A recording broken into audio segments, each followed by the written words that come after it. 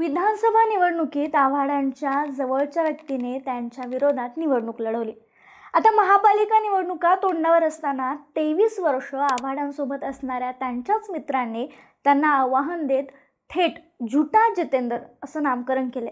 आणि हे करणारे नेते जे सध्या चर्चेत आले ते म्हणजे युनूस शेख. कोण आहेत ते आणि असं काय झालं की थेट मित्राच्या विरोधात ते इतके आक्रमक झालेत, आक्रमकपणे बोलतात. आणि या सगळ्यामुळं आव्हाडांचा मुंब्रावरचा जोर निसटत चाललाय का? नेमकं काय घडलंय? चला या व्हिडिओच्या माध्यमातून सविस्तररित्या बोलूयात. त्यासाठी व्हिडिओ शेवटपर्यंत नक्की बघा. नमस्कार, मी संजना कट्टुकटमध्ये आपलं स्वागत. राज्यात 2024च्या विधानसभा निवडणुकीत एक व्हिडिओ चांगलाच गाजला होता. तो व्हिडिओ मुंब्रा विधानसभा मतदारसंघातील होता. त्या व्हिडिओत एक व्यक्ती आपल्या आमदार मित्राला कार्यअहवाल पुस्तकात माझा फोटो का नाही म्हणून वाद घालतो. मी तुझा कोण आहे आणि माझा फोटो यात का नाही म्हणून त्या मित्रानं संताप व्यक्त केला होता. तो मित्र होता युनूस शेख आणि ते आमदार आहेत जितेंद्र आव्हाड. दोघांमध्ये असणारी 23 वर्षाची मैत्री आता कट्टर दुश्मनीत बदलली आहे. याला कारण ठरलंय मुंबईची महापालिकेची निवडणूक. काय झालंय ते आधी सांगते. युनूस शेख यांनी त्यांची मुलगी शहर शेख हिच्यासाठी राष्ट्रवादी काँग्रेस शरद पवार गटाकडून ठाणे महापालिकेचं तिकीट मागितलं होतं, पण जितेंद्र आव्हाड यांनी ते नाकारलं असा आरोप युनूस शेख यांनी केला. त्यामुळे नाराज होऊन शेख यांनी थेट MIM पक्षात प्रवेश करत हातात पतंग घेतलं. यावेळी एका सभेत आव्हाड यांच्यावर जोरदार प्रहार केला. महापालिका निवडणुकीत युनूस शेख यांच्या मुलीचे शरद पवार गटाकडून तिकीट कापला झाल्याने त्यांनी आव्हाडांवर टीका करत म्हणले, मी तिकीट देऊ शकत नाही, माझ्याजवळ निधीही नाही असं त्यांनी मला सांगितलं. मग माझा त्यांना सवाल आहे की मग तुम्ही टाळ्या वाजवण्यासाठी आमच्या परिसरात येता की काय?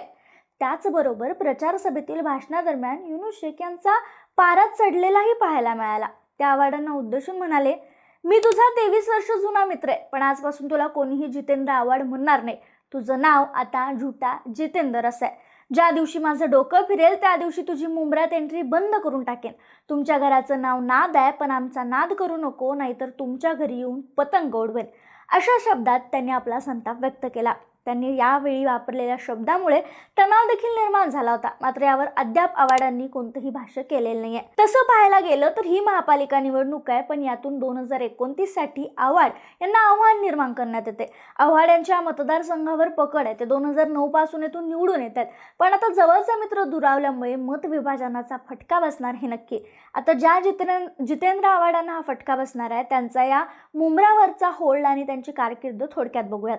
त्यांनी माजी खासदार पद्मसिंह पाटील यांच्या नेतृत्वात राजकारणात पाऊल ठेवलं. 1982 मध्ये विद्यार्थी कार्यकर्ते म्हणून त्यांच्या राजकीय कारकिर्दीला सुरुवात झाली.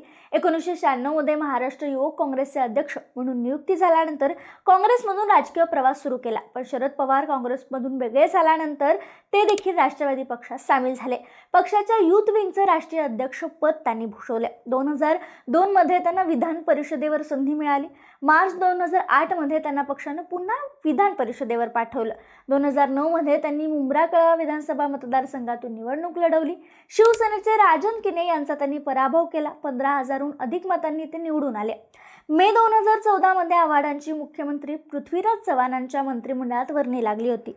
त्यांच्याकडे वैद्यकीय शिक्षण, रोजगार हमी योजना, फलोत्पादन मंत्रालयाची जबाबदारी देण्यात आली होती. 2014 मध्ये आव्हाड मुंब्रा कळवा मतदारसंघातून दुसऱ्यांदा विधानसभेत गेले. तब्बल 47,000हून अधिक मतांनी त्यांनी सेनेचे दशरथ पाटील यांचा पराभव केला. 2019 मध्ये हॅट्रिक मारली. राज्यात महाविकास आघाडीचं सरकार आल्यानंतर मुख्यमंत्री उद्धव ठाकरे यांच्या मंत्रिमंडळात त्यांची निवड झाली. गृहनिर्माण मंत्रीपद त्यांना देण्यात आलं. मार्च 2022 मध्ये त्यांच्याकडे अल्पसंख्याक मंत्रालयाची जबाबदारी देण्यात आली होती. पुढे 2023 मध्ये राष्ट्रवादीत फूट पडल्यानंतर त्यांनी शरद पवारांसोबत राहणं पसंत केलं.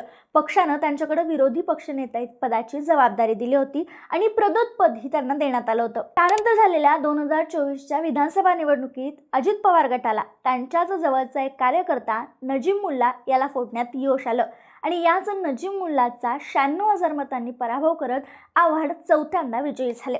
खरं तर आव्हाड अनेकदा वादात राहिलेत. त्यांना विरोधी पक्षाकडून हिंदू विरोधी असल्याची टीका ऐकावी लागते आणि पडळकर यांच्यासोबत विधानभवनात परिसरात झालेला काही महिन्यांपूर्वीचा वाद देखील चांगलाच गाजला होता.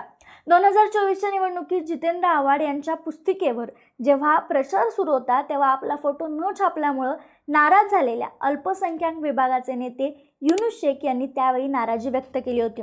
वाद सुरू असताना जेव्हा हे वाद सुरू होते ते वाद शमवण्यासाठी तुझ्या मुलीला महापालिकेच्या निवडणुकीत पद देऊ किंवा उमेदवारी देऊ असं आश्वासन आव्हाडांनी तेव्हा दिलं होतं, असं देखील युनूस शेख म्हणतात. मात्र ते त्यांनी पूर्ण केलं नाही. यावेळी देखील दोघांमध्ये वाचावाची झाली होती आणि तेव्हापासूनच ही दुरी पडली आहे. आणि आता हेच युनूस शेख, जे आव्हाडांचे निकटवर्ती म्हणून ओळखले जातात, ज्यांनी राष्ट्रवादी काँग्रेस शरद पवार पक्षाच्या अल्पसंख्याक विभागाचं प्रदेशाध्यक्ष म्हणून ही जबाबदारी पाहिली आहे, तेच आता त्यांच्यापासून दूर झालेत. यांचं मुंब्रा आणि कौसा भागात मोठं वैयक्तिक जाळ आहे. स्थानिक मुस्लिम समुदायामध्ये त्याचा प्रभाव आहे. युनूस शेख यांनी नुकताच असदुद्दीन ओवैसी यांच्या उपस्थितीत MIM पक्षात जाहीर प्रवेश केला आणि या प्रवेशामुळे मुंब्रा कळव्याच्या राजकारणात मोठे फेरबदल झालेत. मुंब्रा कळवा मतदारसंघात 50% मुस्लिम समाज आहे आणि तो प्रामुख्याने आव्हाडांच्यासोबत राहिलाय. मागील निवडणुकीत नजीब मुल्ला असून सुद्धा आव्हाड 96,000 मतांनी जिंकले होते. युनूस शेख यांनी त्यात महत्त्वाची भूमिका बजावली होती. त्या निवडणुकीत 5% मतं MIMला मिळाली होती. आता युनूस शेख स्वतः MIMमध्ये गेल्यामुळे आव्हाडांना मोठं नुकसान होण्याची शक्यता आहे. खरं तर यापूर्वी MIMकडे मोठं स्थानिक नेतृत्व नव्हतं. मात्र आता युनूस शेख यांच्यासारखा अनुभवी नेता मिळालाय. त्यात आव्हाडांनी आपल्या जुन्या साथीदारांशी लढायचंय. कारण 4 दिवसापूर्वी आमदार आव्हाड हे राबोडी येथील त्यांच्या उमेदवाराच्या प्रचारासाठी गेले होते. प्रचार फेरीदरम्यान अजित पवार गटाचे ठाणे जिल्हा अध्यक्ष तसेच राबोडी प्रभागातील उमेदवार नजीब मुल्ला यांच्या समर्थकांनी आव्हाड यांच्यासमोर जोरदार घोषणाबाजी सुरू केली. या घोषणाबाजीला प्रत्युत्तर म्हणून जितेंद्र आव्हाड यांच्या समर्थकांनीही नजीब मुल्ला यांच्या विरोधात मोठ्या प्रमाणावर घोषणाबाजी केली. दोन्ही गटाच्या कार्यकर्त्यांमध्ये शाब्दिक वाद झाले. त्यामुळे आव्हाडांना सध्या एकेकाळी असणाऱ्या सहकाऱ्यांकडून घेरण्यात येते. युनूस शेख यांच्या टीकेवर जितेंद्र आव्हाड यांनी अद्याप कोणतीही प्रतिक्रिया दिलेली नाही. पण निवडणुकीच्या दृष्टीनं हे प्रकरण महत्त्वाचं ठरणार आहे. त्यामुळे या महापालिका निवडणुकीत त्याची फक्त चुणूक दिसणार असली तरी आव्हाड यांच्या मुंब्रा कळवा मतदारसंघाला भगदाड पडत असल्याचे संकेत मिळतात. त्यामुळे त्यांचा मुंब्रावरचा होल्ड खरंच ढासळत चाललाय का, हा सवाल देखील उपस्थित होतो. आणि याचं उत्तर आता आगामी काळात येणाऱ्या राजकीय घडामोडी आणि निकालामध्ये पाहायला मिळणार आहे. मात्र युनूस शेख यांनी केलेली टीका, त्यांनी दिलेलं आव्हान, हे झाले सगळे प्रकरण. याबद्दल तुमचं मत काय, मला कमेंटमध्ये कळवायला विसरू नका.